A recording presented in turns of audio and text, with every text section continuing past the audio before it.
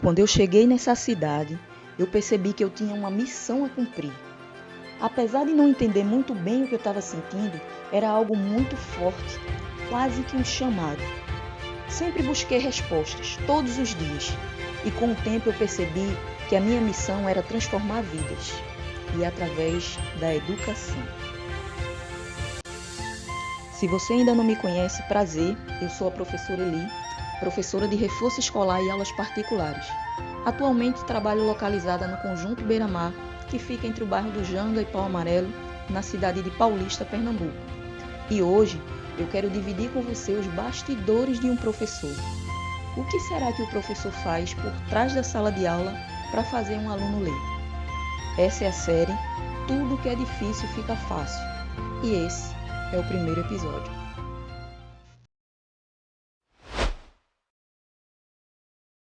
Esse nome Tudo que é difícil fica fácil tem um porquê. É meio que um código interno da gente aqui.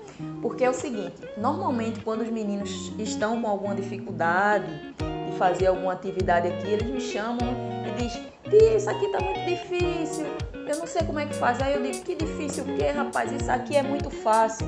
E isso acabou virando um bordão. E no dia a dia, na sala de aula, aí eu digo: não, isso aqui é fácil demais. Porque vocês sabem, né? Que com Tia Eli, tudo que é difícil fica... Aí eles gritam: fácil! Está chegando o fim do ano, estamos na reta final, estudando para as provas da 4ª unidade, mas aqui não tem ninguém preocupado. Sabe por quê? Porque com Tia Eli, tudo que é difícil fica... fácil! É isso aí. E isso virou nosso bordão e a gente usa no dia a dia e está estampada nas nossas camisas. Então foi mais uma referência ao que acontece aqui dentro da sala de aula entre a gente.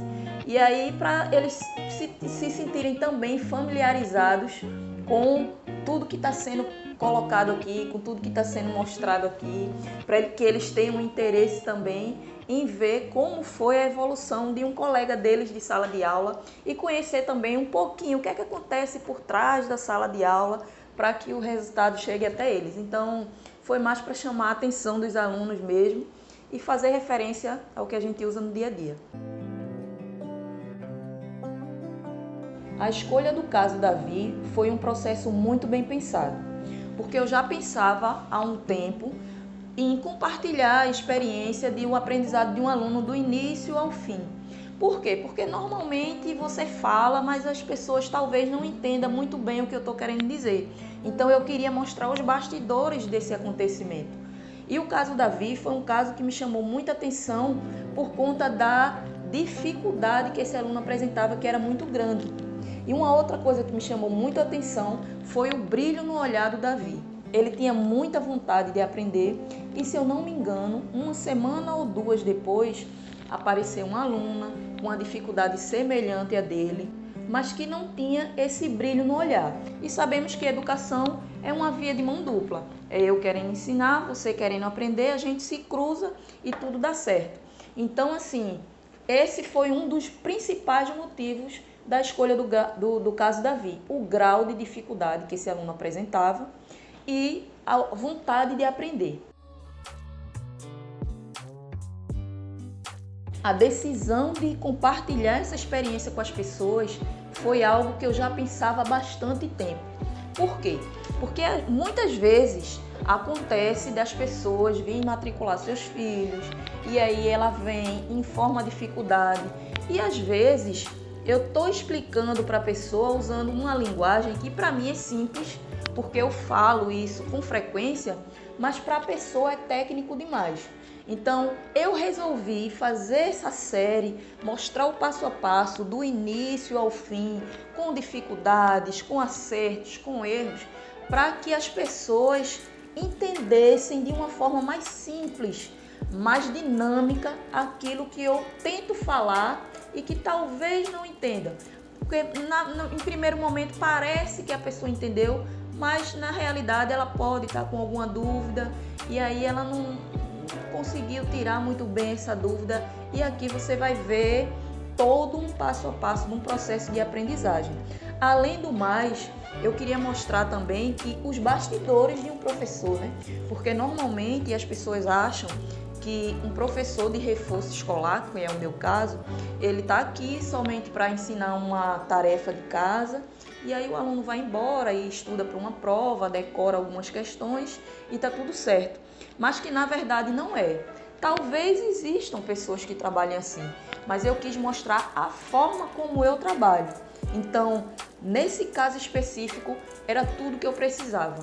E esse caso, ele caiu como uma luva, porque é um caso de extrema dificuldade. Quando esse aluno chegou aqui, ele não conhecia nem as vogais, conhecia algumas, umas ele conhecia de forma, no formato de forma, né, de imprensa, outras de a letra cursiva ele não conhecia nenhuma, então foi muito difícil, foi um processo muito difícil e a gente teve que aprender o alfabeto desde o início até chegar no resultado que a gente queria, que vocês vão ver no decorrer da série. Então eu achei que dividir essa experiência com outras pessoas para que elas entendessem como é que funciona, qual é a dinâmica, quais são as técnicas que um professor utiliza fora da sala de aula, porque aparentemente, principalmente a alfabetização, as pessoas acham que é algo muito fácil de fazer, que é só o menino juntar um B com O que dá bola, um L com A que dá lá e ele já sabe que a palavra é bola, e não é bem assim. Em específico, com um aluno que procura reforço escolar, porque normalmente um aluno que está no reforço escolar é porque ele tem algum grau de dificuldade. Então, cada indivíduo é um indivíduo, cada um vai ser utilizado uma técnica diferente. Então, a gente tem que procurar ensinar de uma forma que a escola não está ensinando, para que ele tenha contato com outra forma de aprender. E eu tenho um desejo enorme que as pessoas tenham conhecimento disso. Por isso, eu resolvi documentar tudo e compartilhar com as pessoas, como eu estou fazendo aqui agora. A minha intenção, na realidade, é mostrar tudo o que foi feito especificamente no caso Davi. Isso não quer dizer que todos os alunos precisam disso, não. Isso eu vou identificar nas primeiras semanas que o aluno começa a ter aula comigo, e aí eu vou observando esse aluno, vou fazendo algumas análises, algumas anotações, e aí no meu tempo livre eu vou estudando o caso do aluno. Tem aqueles que têm uma facilidade maior de aprender? Tem. É só você usar uma técnica um pouquinho diferente do que ele está acostumado, e aí sim, rapidamente ele pega aquilo que a gente está querendo dizer. Mas já vai ter outros, como no caso da Davi, que vai ter uma dificuldade maior, que vai precisar de mais energia voltada para aquele caso, mais pesquisas, mais análises, tentativas, erros, acertos, mudanças. Então, isso foi o que foi feito no caso da Davi. Nesse episódio específico, isso não vai ser mostrado. Esse primeiro episódio foi mais para contextualizar, para que as pessoas entendam o porquê dessa série, o que é que vai ser mostrado nessa série. E eu convido as pessoas a assistirem, a compartilhar esse vídeo com outras pessoas. A série está sendo disponibilizada gratuitamente no YouTube.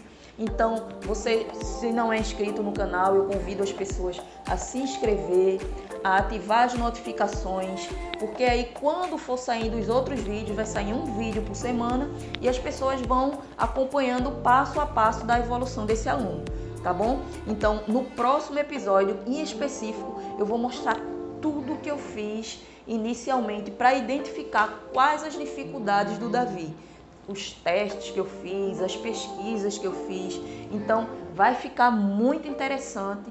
E aí a gente vai seguindo a cada episódio, vai acompanhando a evolução desse aluno para a gente ver o resultado final, que eu acho que vocês vão gostar bastante, tá bom? Então, eu convido todos vocês para acompanhar essa série, que vocês não vão se arrepender.